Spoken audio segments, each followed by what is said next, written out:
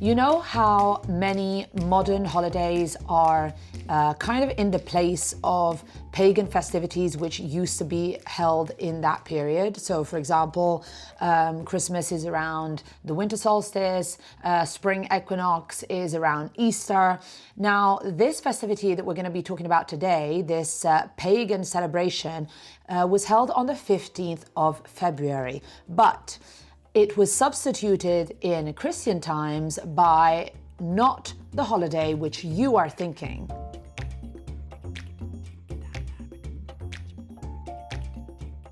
Now, first of all, the name of this festivity, which was held on the 15th of February in Roman times, is LUPERCALIA. Now, it is important that you understand that lupus in Latin, and in fact lupo in Italian, means wolf. Okay, so this festivity is very much about the wolf. And this is going to become very important towards the end of the video, but I think throughout as well. So keep this in mind.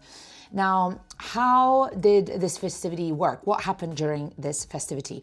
Often I've seen many videos on the internet and many articles on the internet refer to this as like a pagan Valentine's Day because of the fact that it was on the 15th of February.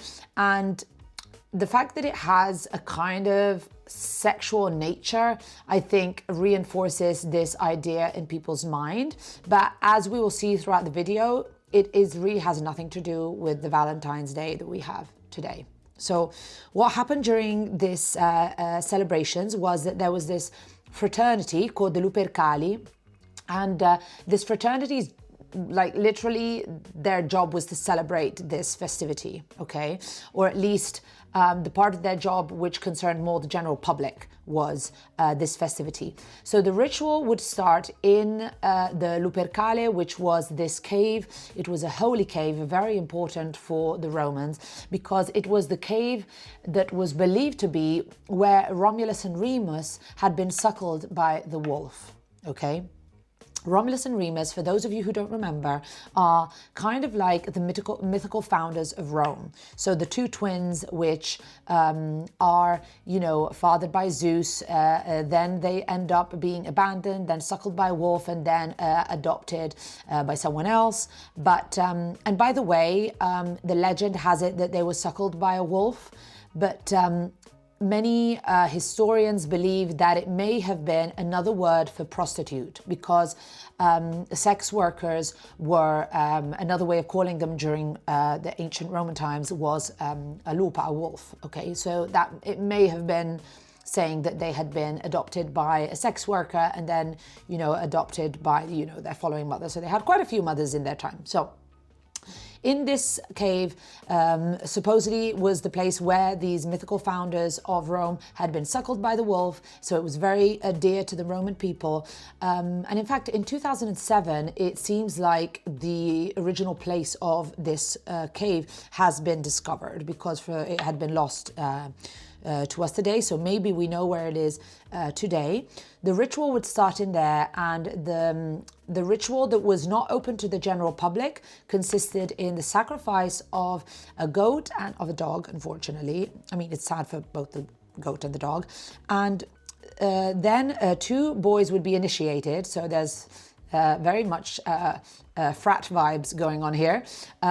So they get initiated, and they are kind of, their forehead is marked with the blood of the animals which are sacrificed, and also with wool which is dipped in milk.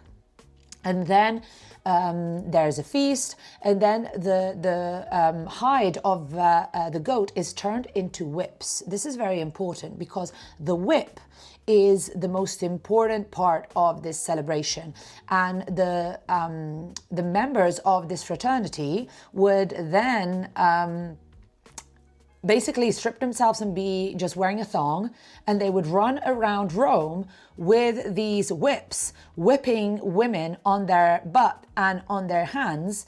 And the women would offer themselves voluntarily to this along the streets, because this was a way to guarantee fertility. So if you were already pregnant, you wouldn't do this. So this is literally so you could become pregnant.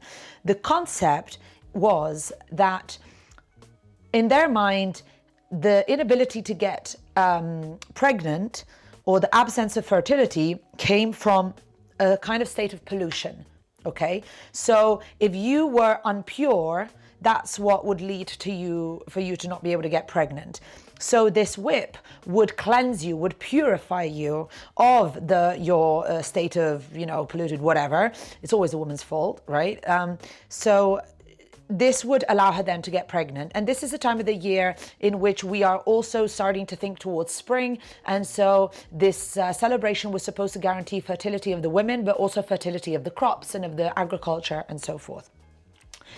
It's important to understand that this festivity is a very, very old one. Already at the time in which this festivity is taking place in ancient Rome, it is viewed as having ancient origins. It was considered to be one of the oldest celebrations that the Romans were taking part in, okay? And we will talk about where the origins may come from at the end of the video. But what you need to understand now is that they perceive this as being something very, very connected to the origins of the human, basically, okay?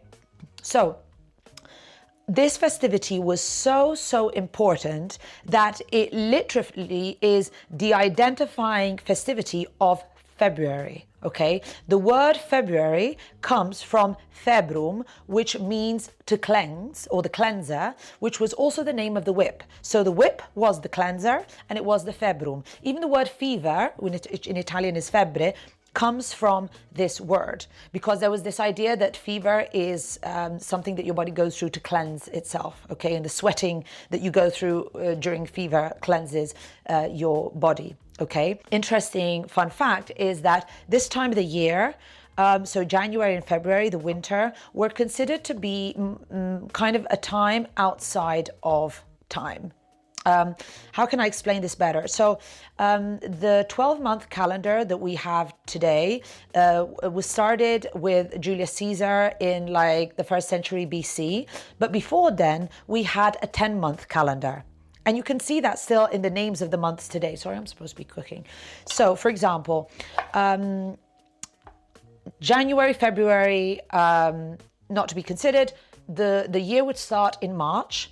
And if you start to count the months coming from March, when you get to, for example, Settembre, September comes from the word sette, which is 7. So September is the 7th month if you start counting from March. October comes from the word otto, 8, is the 8th month starting from March. So a lot of the name of the months that we have today, December comes from 10, Novembre comes from nove. So they're literally named, the months that we still use today were literally named on the numbers counting from March as the first month. And then after December, we would have what we call today January and February, which were times outside of the regular year. Why? Because this is the time of the year in which agriculture almost stands still, right? Nature is not working as it does throughout the year. The leaves fall off the trees. So it's a time when agriculture stops. And in obviously for our ancestors, everything evolved around agriculture. And so we have this time in which everything stops. And this is January and February. And this is the time where you purify yourself for the coming year, which is about to begin in March. Okay? So as you can see, this festivity does have a bit of a sexual nature in the sense that it's about fertility and about getting pregnant. And there's the whipping that obviously for our standards today has kind of a bit of a BDSM vibe going with it. But later Christians wanted to say that like orgies were performed during this festivity. That's literally not the case, okay? Not saying that the Romans didn't have orgies, just not on this occasion, all right? So this festivity will continue to be celebrated up until the early Middle Ages, okay? In fact, it becomes very important during the reign of Augustus in the 1st century. He tries to bring it back to attention. I mean, it was still being celebrated, but I guess it was had been a little bit put on like a little bit less important, and he tries to make it even more important because his propaganda is all about, let's go back to good old days, let's go back to our origins, and he's all about rising the population count, so basically getting people to have more babies. So this celebration, which is about, you know, tradition and the good old days and, you know, having babies, is perfect for his propaganda. So he really is all about this celebration. And for this reason, you start to see it represented even more. And when you see like calendars represented during this period where there's like a symbol, an image for each month, February is always represented by a guy with a whip in his hand because it's referencing this. And often you will see references to fertility and to having children in Roman art where there's someone who's whipping a butt or has a whip in hand, because there was this connotation which came from this festivity, okay? Now, as you can imagine, when Christianity starts, they are not really big on this celebration continuing, and so they try to stop it. In particular, Gelasius I, he writes to the Senate saying, I'm really worried about this festivity that they are still doing. I really think we should stop it. We have to put an end to it. And he is the one that makes it illegal. Now, Gelasius I was also the one who... this is 5th century we're talking about now. He's also the one who canonized Saint Valentine's and made him a saint. So for this reason, I think, and because of the date of this festivity, a lot of people think that Saint Valentine, so Valentine's Day, was used to kind of stomp out this festivity, as often happens with the Christian church. They'll be like, oh, we don't want this pagan festivity to go on, so we'll offer a new Christian festivity that you can use instead, right? Not in this case. So just so you know, so Saint Valentine was not always connected to, he was never at the beginning the protector of love and of people that are in love. Okay, so Saint Valentine was actually, there's two saints that have this name, and there's a little bit of confusion whether it could be two stories about the same guy. And it was only much, much later that this day was associated with love. So at the beginning, when he's made a saint, there is no connection with loved ones. And even the legends around this, which like circulate today, are not part of the original story about Saint Valentine, okay? The whole thing about this time of the year becoming a period about loved ones, about expressing one's love, was actually during the 1300s, I believe. Yes, it was 1300s. So late 1300s, Geoffrey Chaucer writes the first poem where there's this reference to this day of Saint Valentine being a day about love, and he writes this poem about bird songs and things like this. And then by the 1400s we have loved ones exchanging gifts on this day, but it's something that kind of starts to happen during this period, this association of this time of the year. Now, why is it that this is the time of the year that you would think about this? Because again, it's, spring is coming again. We start to see nature slowly waking up again. Spring is on its way. And so we start to think about love and about things like this. So it's just by coincidence, really, that they are both on the same day, on similar days, because they're not exactly on the same day, right? There is, however, a festivity which was used to try to stomp out these pagan festivities, which were something that the church really did not want. And by the way, this was not the only festivity of this period which was trying to be stomped out by the church. On the 1st of February, there was the day which is referred to as Imbolc in Northern Europe, and it's also a day which is dedicated to the pagan goddess of Ireland called Brigid. She is a goddess, again, of fertility, of fire, and she protects also like livestock and sheep and things like this, because and again, connecting this period to kind of the protection of the fertility of the months to come, in so many words. And in fact, in Ireland, she was substituted with Saint Bridget. okay, which is also celebrated during this period. Let's go back to the festivity which is used to substitute the LUPERCALIA and the days dedicated to Bridget and Imbolc. This celebration is, you may have not heard about it because it's not big everywhere, but it is very important for the Catholic Church, and you celebrate it a lot in Spanish-speaking countries. It's referred to as the Madonna della Candelora, and it's interesting because Bridget is a goddess of light and of fire, and the Madonna della Candelora, you can hear it in the word candle, is the Madonna that brings the light, that brings the candle. So it's the light which is starting to come back after the long darkness of the winter, okay? And what we are celebrating during this time of the year for the Catholic Church is the presentation to the temple of Jesus after that he was born. Because in Jewish tradition, but also in Christian tradition, there is this concept that the woman is tainted, is polluted, sound familiar, with the fact of being pregnant. So in Roman times, she was polluted if she couldn't get pregnant. And then in the Catholic view, she's polluted because she's been pregnant.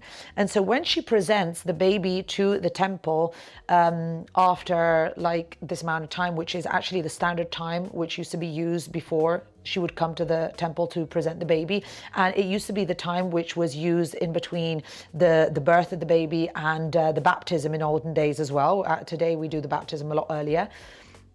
So it's not only the moment for the baptism and the presentation to the temple of the baby, it's also the moment in which the woman is purified for the fact that she's tainted with the fact of being pregnant. So as I said, before she was viewed as polluted because she wasn't pregnant, and in this instance she's polluted because she has been pregnant. So basically you're damned if you do and damned if you don't as a woman in any kind of religion, okay?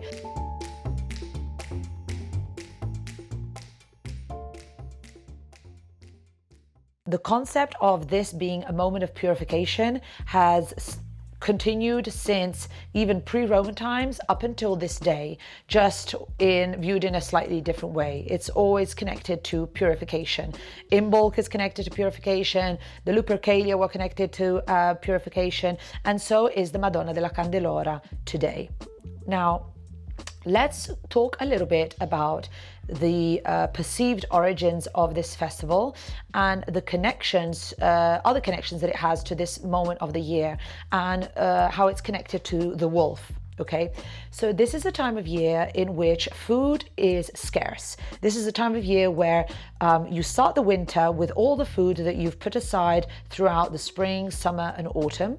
And by the end of the winter, that food is starting to be a bit scarce. You're running out of food, okay?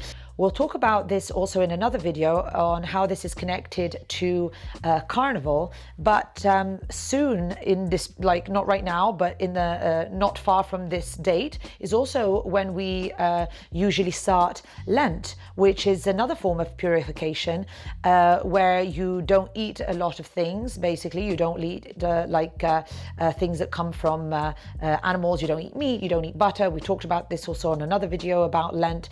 It's not by chance that it's during this period, right? Because what better moment to go through that purification, go through Lent, than when the food in the larder is finished, right? Because as I said, end of the winter, the food is finished. Someone else is also kind of running out of food at this point in their life, and it's wolves. Wolves at this time of the winter are starting to get hungry, are starting to get a little bit kind of more daring, because they are at their ends wits, basically, because they're really run out of food. And so they start to become more daring and getting closer to humans and being more of a danger for the livestock of people. And this is where a sacrifice to the wolves is made to kind of keep the wolves at bay. So there's this concept that probably early humanity would sacrifice like one goat or one sheep to give it to the wolves to kind of keep them happy, so they wouldn't slaughter the whole livestock, all of the goats or sheep that the humans had. Okay, so it is thought that the origins of this sacrifice then gave life to a more ritualized version of this. Interesting is, and in fact, Bridget is also a goddess which protects livestock and sheep. Okay, so there is very much the concern of with wolves during this moment and with your livestock, just, you know, for any kind of human being which is living in the countryside in our past. Okay. To be fair, my neighbor also got a lot of her goats slaughtered by wolves just like last year, so it's still something that we deal with on an everyday basis still today. Okay, now Ovid wrote a book. I have the book here and it's interesting. So it's a short detour. The cover of this book is a mosaic, a photograph of a mosaic in Tunisia, which basically it has like a calendar where there's all the different months, and each month is represented on in mosaic. On each month is represented the celebrations, the festivities that go on during that month. And as you know by now, February is represented by a guy with a whip, okay? The reason why I have this book here, however, is because Ovid writes this book, and in this book, he explains the origins of all the different festivities, and he gives us two origin stories for this festivity, for the LUPERCALIA. I love how I was supposed to be cooking here. I'm cooking less and less on these videos. But anyway, so one of the explanations that Ovid gives is that the festivity is connected to Pan. Now, Pan is a god of wilderness, and of wilderness like in a very literal sense, but also the wilderness inside us and our wild side and our crazy side. So, and he's also, you know, he's the one, the kind of goat god, which has the horns. Okay, so there is this concept that we sacrifice to him a goat so that he will protect our livestock. Okay, and also this is a time of year in which we kind of let go of certain parts of ourselves and enter that wild side. That's what Carnival is about as well, and that is why Ovid says during this celebration we are basically running around naked, right? Because we're letting go of this wild side inside of us. All right. So one explanation is this one here. And he says that it has a Greek origin in this sense. Another origin story that he gives connects this to those mythical founders that we talked about before. So he says, Romulus and Remus, then we have Romulus is left, we have the rape of the Sabines because the Romans are left without. Let me know if you want to know more about these stories, these legends within the origins of Rome. But basically, the Romans have built this city, but they don't have women, so they can't go for the next generation, right? So they decide to go kidnap the Sabine women. They kidnap these women, and they decide, well, to have babies, obviously, but these women aren't getting pregnant. So they're like, what are we going to do? So they decide to go to this sacred forest, which is a sacred forest dedicated to Juno, and they ask the goddess, what do they need to do to get these women pregnant? And the goddess says, you need to penetrate the women with a goat. And everyone's like, I'm imagining this, but everyone's like, we need to do what? And I imagine the women being like, you are most certainly not. And so that's when they get the Etruscan augur in. And if you don't know who the Etruscans are, you should watch our video about them. But basically, an Etruscan augur is like a priest that can foretell the future and also interpret what the gods say. And so he gives his own interpretation, which I'm imagining he's there like, okay, I need to figure out a way to make this work so that everyone's going to be happy. So his interpretation is, okay, we're going to use the goat, we're going to make it into a hide, we're going to, what the god meant was that we should make it into a hide, make it into strips, and create these whips that we're going to whip the women with, and that's what's going to make them fertile. Okay, so this elaborate explanation of what the god had said. God, imagine being one of these priests, or, you know, the people at the oracles having to interpret what the gods say, like when they come up with these weird indications. I think that must have been, you needed a lot of imagination to kind of do that. So yeah, so these are the two explanations. So what I need you to know is that Valentine's Day is not anything to do with the Lupercalia. The reason why they find themselves at the same time of the year, because this is the time of lovemaking, because it's the time of fertility, because the light is coming, the spring is coming, and we are starting to think in those terms. And it's something that has stayed with us for millennia, and whether we like it or not, we are connected to nature more than we realize. And this is repeated in all the celebrations of all times. So happy Valentine's Day, or happy Lupercalia.